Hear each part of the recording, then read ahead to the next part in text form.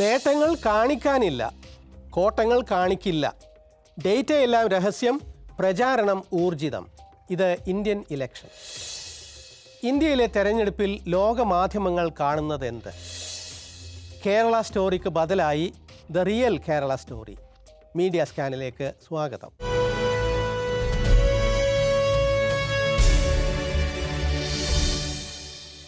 തെരഞ്ഞെടുപ്പാണ്. വോട്ട് ചെയ്യുന്നത് ആർക്ക് എന്ന് തീരുമാനിക്കാൻ ചില കാര്യങ്ങൾ അറിയണം. ആരുടെ ഭരണമാകും നന്നാവുക? അതിന് കൃത്യമായ വിവരങ്ങൾ വേണം. അതെവിടെ നിന്ന് കിട്ടും? സർക്കാരിൽ നിന്ന് ആധികാരിക കണക്കുകളും ജനങ്ങളിൽ നിന്ന് നേരനുഭവങ്ങളും ശേഖരിച്ച് സത്യസന്ധമായി പറഞ്ഞു തരേണ്ടത് മാധ്യമങ്ങളാണ്. കണക്കുകളും അനുഭവങ്ങളും ചുറ്റുമുണ്ട്. 10 വർഷത്തെ ഭരണത്തിൻ്റെ ഓഡിറ്റ് നടത്താൻ വകയുണ്ട്. തെരഞ്ഞെടുപ്പ് കാല ബഹളങ്ങൾ, തന്ത്രങ്ങൾ, പരസ്പര കലഹങ്ങൾ, വാക്പയറ്റുകൾ എന്നിവയ്ക്കപ്പുറം വസ്തുനിഷ്ഠമായ വിശകലനങ്ങൾ വേണം. മാധ്യമങ്ങളിൽ ഇന്ന് തെരഞ്ഞെടുപ്പ് പരസ്യവും തെരഞ്ഞെടുപ്പ് വാർത്തയും തമ്മിൽ തിരിച്ചറിയാൻ പ്രയാസമാണ്. വാർത്ത തന്നെ വേഷം മാറിയ പരസ്യമാകാം. പരസ്യം ജാക്കറ്റായി വരാം. മിക്ക പത്രങ്ങൾക്കും ഒരേ രൂപം വരാം. കാരണം ഇത് ഒരു മാർക്കറ്റാണ്. പരസ്യങ്ങളുടെ മാത്രമല്ല, സോഷ്യൽ മീഡിയ കാർട്ടൂണുകളുടെയും ലോകം. പ്രചാരണം വാർത്തയുടെ വേഷത്തിൽ. വസ്തുനിഷ്ഠ വിശകലനത്തിന് പ്രാപ്തി ഉണ്ടായിരുന്നു മുൻപ് മാധ്യമങ്ങൾക്ക്. ഇന്ന് അവയിൽ പലതും ഏകപക്ഷീയ ഭരണപക്ഷ പ്രചാരകർ മാത്രം. ഓപ്പൺ മാഗസിൻ പോലെ മോദി ഓപ്പൺ മാഗസിൻ്റെ ഡീഫോൾട്ട് മുഖമാണ്. ആനുകാലികങ്ങളിൽ തെരഞ്ഞെടുപ്പ് വിശേഷങ്ങൾ പ്രകടമോ പരോക്ഷമോ ആയ ഭരണപക്ഷ ചായ്വോടെ ആയിരിക്കുന്നു. എന്നാൽ ഏതാനും ചില ആനുകാലികങ്ങൾ വിശ്വാസ്യത നിലനിർത്തുന്നുണ്ട്.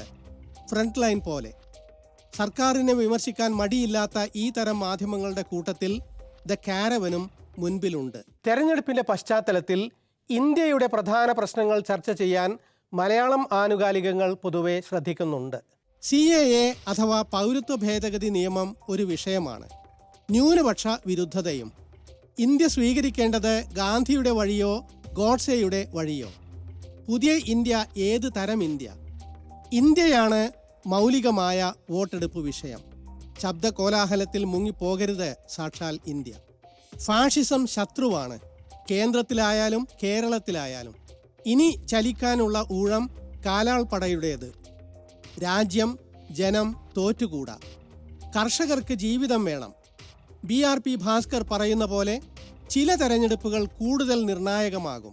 ഇത് അത്തരമൊരു തെരഞ്ഞെടുപ്പാണ്. ജനങ്ങളെ ഒന്നും അറിയിക്കാതെ അവരെ ഇരുട്ടത്ത് നിർത്തിയാണ് ഫാഷിസം ഭരണ സംവിധാനങ്ങളെ സ്വന്തമാക്കുന്നത്. മുൻ ലക്കങ്ങളിൽ നമ്മൾ ചില ഉദാഹരണങ്ങൾ പറഞ്ഞിരുന്നു. കോവിഡ് മരണങ്ങൾ, തൊഴിൽ നഷ്ടം, അന്തർ സംസ്ഥാന തൊഴിലാളികളുടെ പലായന മരണങ്ങൾ, കർഷക ആത്മഹത്യ. ഒന്നിൻ്റെയും കണക്കുകൾ ഇല്ലെന്നാണ് യൂണിയൻ സർക്കാർ പറഞ്ഞുകൊണ്ടിരിക്കുന്നത്. 2018 ഒരു പാർലമെന്ററി സമിതി ഒരു കാര്യം കണ്ടെത്തി. നരേന്ദ്രമോദി കൊട്ടിഘോഷിച്ച വൻ പദ്ധതികൾ Swachh Bharat, smart cities, Atal urban mission തുടങ്ങിയവ വൻ പരാജയങ്ങളാണ്. ദ വയറിൽ P. രാമൻ എഴുതിയ ഒരു ലേഖനം ഈ ജനുവരിയിൽ വന്നു. കഴിഞ്ഞ 10 വർഷങ്ങളിൽ നരേന്ദ്രമോദി വൻ പരസ്യത്തോടെ തുടങ്ങിവെച്ച 142 അതിലധികമോ പദ്ധതികളുണ്ട്. മോദിയുടെ പ്രതിച്ഛായ മിനുക്കുന്നതിനപ്പുറം അവയുടെ ഫലപ്രാപ്തിയെപ്പറ്റി ഒരു പരിശോധനയും നടന്നിട്ടില്ല. വാർത്തയും ഫോട്ടോ ഓപ്പും മാത്രമായിരിക്കുന്നു അവ. സ്വച്ഛ് ഭാരതിൻ്റെ പരാജയത്തെപ്പറ്റി വേറെയും പഠനങ്ങൾ വന്നു. കഴിഞ്ഞയാഴ്ചയാണ് അന്താരാഷ്ട്ര പ്രശസ്ത ആരോഗ്യ പ്രസിദ്ധീകരണമായ ദ ലാൻസെറ്റ് ഒരു കാര്യം ചൂണ്ടിക്കാട്ടിയത്. ആരോഗ്യരംഗത്ത് കാലഹരണപ്പെട്ട ഡേറ്റയുമായാണ് ഇന്ത്യ നീങ്ങുന്നത് എന്ന്. 10 വർഷത്തിലൊരിക്കൽ കൃത്യമായി നടന്നു വന്നിരുന്ന സെൻസസ് 150 കൊല്ലത്തിലാദ്യമായി ഇതാ മുടങ്ങിയിരിക്കുന്നു. 12-13 വർഷം പഴക്കമുള്ള കണക്കുകൾ കൊണ്ടുള്ള ഈ പോക്ക് ആപൽക്കരമാണ്. രാജ്യത്തെ യഥാർത്ഥ ആരോഗ്യസ്ഥിതി മനസ്സിലാക്കുന്നതിന് എന്തിനിത്ര പേടി? ഡേറ്റ ഇല്ലാതെ എങ്ങനെ ആസൂത്രണം നടത്തും? എങ്ങനെ പുരോഗതി അളക്കും? ഡേറ്റ ഇല്ല എന്നാൽ സുതാര്യതയില്ല എന്നാണ് അർത്ഥം. തെരഞ്ഞെടുപ്പിൽ ഡേറ്റ മർമ്മപ്രധാനമാണ്. ലോക ജനസംഖ്യയുടെ 10-1 വരുന്ന 97 കോടി ഇന്ത്യൻ വോട്ടർമാർ വോട്ട് ചെയ്യുന്നത് വിവരമില്ലായ്മയുടെ ഇരുട്ടിലാണെന്ന് ലാൻസെറ്റ്. ജനങ്ങൾക്ക് വിവരം നൽകാതിരിക്കലാണ് സർക്കാരിന് നല്ലത് എന്ന് ഭരണപക്ഷം കരുതുന്നുണ്ടാവണം. വിവരാവകാശ ചോദ്യങ്ങൾക്ക് വരെ മറുപടിയില്ല. വിവരം കൊടുക്കാൻ നിർബന്ധിതമായാൽ പഴയ UPA കാലത്തെ വിവരം നൽകുന്നു. NDA എന്നാൽ നോ ഡേറ്റ അവൈലബിൾ എന്നായിരിക്കുന്നു എന്ന് ശശി തരൂർ. ദാരിദ്ര്യത്തിൻ്റെ കണക്ക് ഇല്ലെന്ന് പറഞ്ഞാൽ ദാരിദ്ര്യമില്ല എന്ന് കരുതിക്കൊള്ളണം. അഴിമതിയില്ല എന്ന അവകാശവാദവും അങ്ങനെ തന്നെ. അഴിമതിയുടെ കണക്കും ലഭ്യമല്ല. കണക്കില്ലാത്ത അഴിമതി എന്ന് തന്നെയല്ലേ അതിനർത്ഥം? ഏതായാലും ട്രാൻസ്പെറൻസി ഇൻ്റർനാഷണൽ സ്വന്തമായി അന്വേഷിച്ച് കണക്ക് തയ്യാറാക്കി. അവർ തയ്യാറാക്കിയ അഴിമതി സൂചിക ഈ ജനുവരിയിൽ പുറത്തു വന്നു. 180 രാജ്യങ്ങളിലെ അവസ്ഥ പരിശോധിച്ചതിൽ ഇന്ത്യ 93-ാം സ്ഥാനത്താണ്. അഴിമതി കൂടുന്നതനുസരിച്ച് പോയിന്റ് കൂടും. 85-ാം സ്ഥാനത്ത് നിന്ന് 93-ലേക്കുള്ള വീഴ്ച അഴിമതി വർദ്ധിച്ചതിൻ്റെ തെളിവ് തന്നെ. തെരഞ്ഞെടുപ്പിൽ പൗരാവകാശങ്ങൾ ഇടുങ്ങിപ്പോയി എന്നും കറപ്ഷൻ പെർസെപ്ഷൻസ് ഇൻഡെക്സ് എടുത്തു പറയുന്നു. 39% മാർക്കോടെ ഇന്ത്യ 93-ാം സ്ഥാനത്തേക്ക് തള്ളപ്പെട്ടു. അഴിമതിയുടെ സർവ്വകാല റെക്കോർഡ് ഭേദിച്ചു എന്ന് പറയുന്ന ഇലക്ട്രൽ ബോണ്ട്, PMKS ഫണ്ട് എന്നിവയെപ്പറ്റി വിവരം പുറത്തു വരുന്നതിന് മുൻപത്തെ സ്ഥിതിയാണ് ഇത് എന്ന് ഓർക്കുക. സത്യത്തിൽ കാര്യങ്ങൾ ഇതിലും മോശമാണ് എന്നർത്ഥം. മോശം കാര്യങ്ങളിൽ നിന്ന് വോട്ടറുടെ ശ്രദ്ധ മാറ്റാൻ, വോട്ടറുടെ മനസ്സ് കീഴ്പ്പെടുത്താൻ, ആശങ്കകൾ മറികടക്കാൻ വാക്പോരുകളും ആരോപണ പ്രത്യാരോപണങ്ങളും സ്ഥാനം മറന്നുള്ള വാക്കും സൈബർ പോരും എല്ലാം പുറത്തെടുത്തിരിക്കുന്നു പാർട്ടികൾ. വിവരമാണ് ആയുധം. അത് ശരിയായാലും തെറ്റായാലും ജനങ്ങളെ സ്വാധീനിക്കും. പ്രധാനമന്ത്രി പോലും തെറ്റായ വിവരം പ്രചരിപ്പിക്കുന്നു. മോദി ഈയിടെ പറഞ്ഞല്ലോ.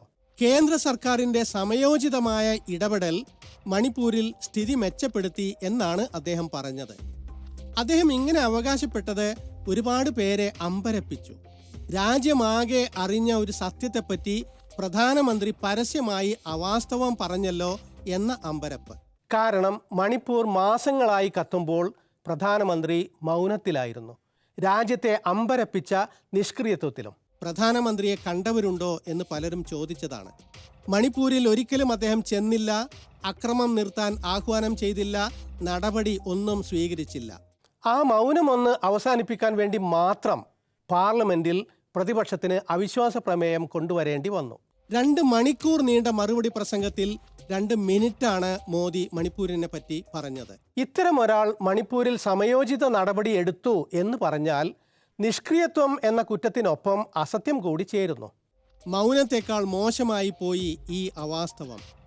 യാഥാർത്ഥ്യം മറച്ചുവെക്കാനുള്ള വെറും പ്രോപ്പഗാൻഡ. ഇത് പറയുമ്പോൾ പോലും അദ്ദേഹം മണിപ്പൂരിലേക്ക് പോയില്ല. ഇന്ത്യയോട് അദ്ദേഹം ചെയ്യുന്നതും ഇതുതന്നെ എന്ന് കാരവൻ. അഴിമതി ഇല്ലാതാക്കി എന്നാണ് മറ്റൊരു അവകാശവാദം. ഇലക്ട്രൽ ബോണ്ടിനെ പറ്റിയും PMKS ഫണ്ടിനെ പറ്റിയും വെളിപ്പെടുത്തലുകൾ വന്നുകൊണ്ടിരിക്കുമ്പോഴും മോദി പറഞ്ഞു NDA അഴിമതിക്കെതിരെ പോരാടുകയാണ് എന്ന്, അഴിമതിക്കാർക്ക് വിറളിയാണെന്ന്. ആഗോള സൂചികയും ഇതിലെ പൊള്ളത്തരം തുറന്നു കാട്ടി. ഇന്ത്യയിൽ അഴിമതി കൂടുകയാണെന്ന് ആഗോള സൂചിക കാണിക്കുന്നു. മോദി പറഞ്ഞ അഴിമതി വിരുദ്ധ പോരാട്ടത്തിൻ്റെ പേരിൽ CBI, IT, ED എന്നീ ഏജൻസികൾ എന്താണ് ചെയ്യുന്നതെന്നും രാജ്യം കണ്ടു. ഒരു വാർത്ത ഇങ്ങനെ: മോദി ഭരണമേറ്റ ശേഷം പ്രതിപക്ഷത്ത് നിന്ന് 25 അഴിമതി വീരന്മാർ BJPയിൽ ചേർന്നു. അതിൽ 23 പേരും കേസിൽ നിന്ന് ഒഴിവാക്കപ്പെട്ടു. കർണാടകയിൽ ജനാർദ്ദൻ റെഡ്ഡി BJP വിട്ടപ്പോൾ വന്നു 9 CBI കേസ്. ഉടനെ അദ്ദേഹം BJPയിലേക്ക് മടങ്ങി. അഴിമതി കേസിൽ CBI മുൻ മന്ത്രി പ്രഫുൽ പട്ടേലിനെ ചോദ്യം ചെയ്തു. പട്ടേൽ വേഗം NDAയിൽ അഭയം തേടി. കേസ് ഇല്ലാതായി. EDയുടെ ഏജൻസി പണി, ED മുബാറക്. ഇത്തരം അനേകം ഉദാഹരണങ്ങൾ പുറത്തു വന്നുകൊണ്ടിരിക്കുന്നു. അഴിമതി കറ കാണാതാക്കുന്ന അലക്ക് യന്ത്രമായിരിക്കുന്നു ഭരണകക്ഷി. അങ്ങനെ BJPയിൽ ചേർന്ന് കറ കാണാതാക്കിയവരെ പറ്റി ഇന്ത്യൻ എക്സ്പ്രസിൻ്റെ അന്വേഷണ റിപ്പോർട്ടുണ്ട്. അഴിമതി സൂചിക തരുന്ന തെളിവുമുണ്ട്. പിന്നെയും വന്നുകൊണ്ടിരിക്കുന്ന ED കഥകൾ, രാഷ്ട്രീയ അട്ടിമറി കഥകൾ വേറെ. സർക്കാർ വസ്തുതകൾ മറച്ചുപിടിക്കാൻ ശ്രമിക്കുന്നു. യഥാർത്ഥ മാധ്യമങ്ങൾ അവ പുറത്തു കൊണ്ടുവരാനും.